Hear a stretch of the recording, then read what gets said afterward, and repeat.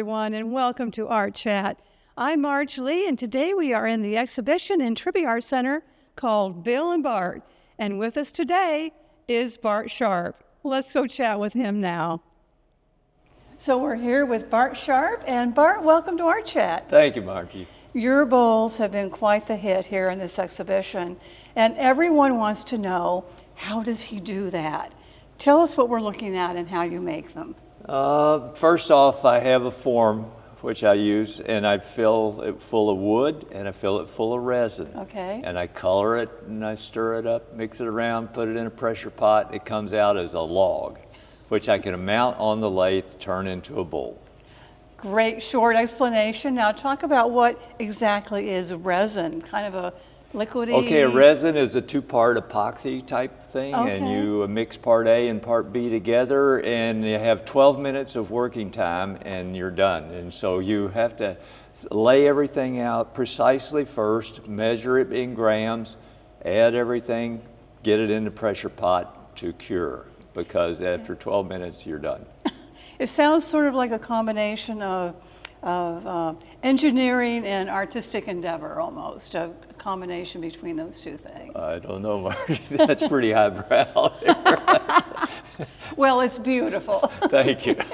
It comes out well. It certainly does. It's not like baking a cake quite.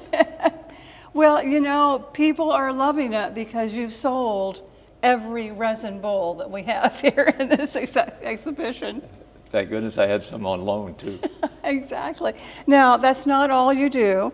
And tell us about this interesting object down here. Okay, I had to go to the dentist one time, and you know, you have to wait they have magazines, and there's a magazine with furniture, and I look in the magazine and poof, there's a table shaped just like this. And so I thought, wow, I've got a log that's long enough to make a table like that. And so I turned this in two pieces. I turned the bottom and the top. It's joined together right here again, rather than turning in one piece because of the length. But I think it's a really beautiful table. It's got a lot of natural edge in it, where it, the crack of the limb there, and it just came out really well. Yeah, and it looks beautiful in your apartment. I've seen it in your apartment. That's true. It makes a perfect table between two chairs. What's with the little spheres down there? Well, I belong to the Woodturners of Southwest Florida, and I had to be the exhibition person, and so I was showing them how I made levitating spheres. Okay. And these were some practice balls that came out of that. Okay.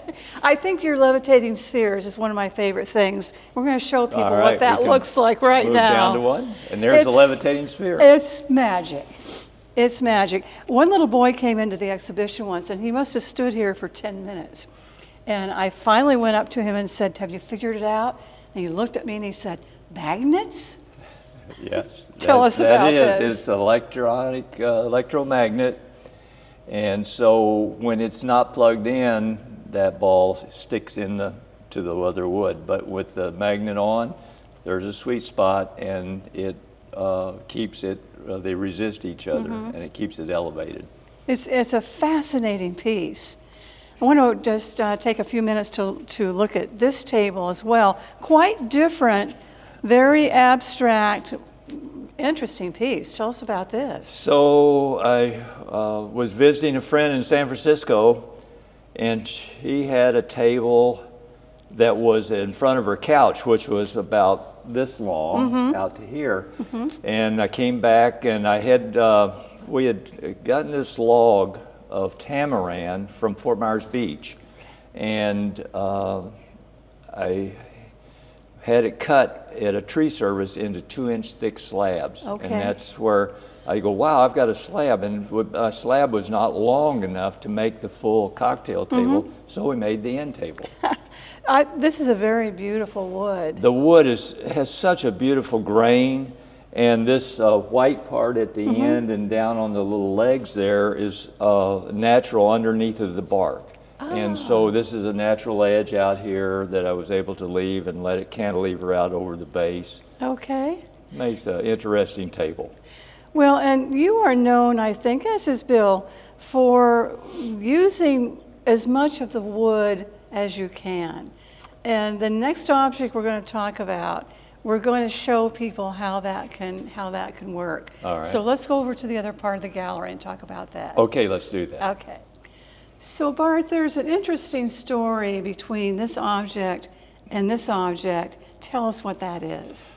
All right, this box, which is hollow all the way from top to bottom, was originally where this center white wood is here. And even though this platter now is only 1/8 of an inch thick, it was originally 4 inches thick, like the box is. And the way that this project starts out is that I took this piece of maple, and every day I would cut one wavy line through it and put a piece of walnut veneer in there and glue it back together. And then after a week of doing that, I was able to glue that piece of wood with double tape to the top of this big slab of wood. And then I took it to the saw and cut this out. Then I glued this new wood in there, and this I took then and cut the box out, and then I turned this on the lathe to make the platter. That is amazing. So this is not just a piece of wood with a Sharpie with lines drawn No, through it. those are not drawn lines. Those are a walnut, I believe the veneer was, yes, walnut veneer, and this is maple, and then this is mahogany. And I made this one time before, and I used a darker wood in here, and I'd like it much better with the lighter wood. It just stands out more. The contrast is quite wonderful, and I also think it works beautifully with this your little vessel here. This is a little unusual for you. Yes, there's a place to buy wood in Sarasota, and this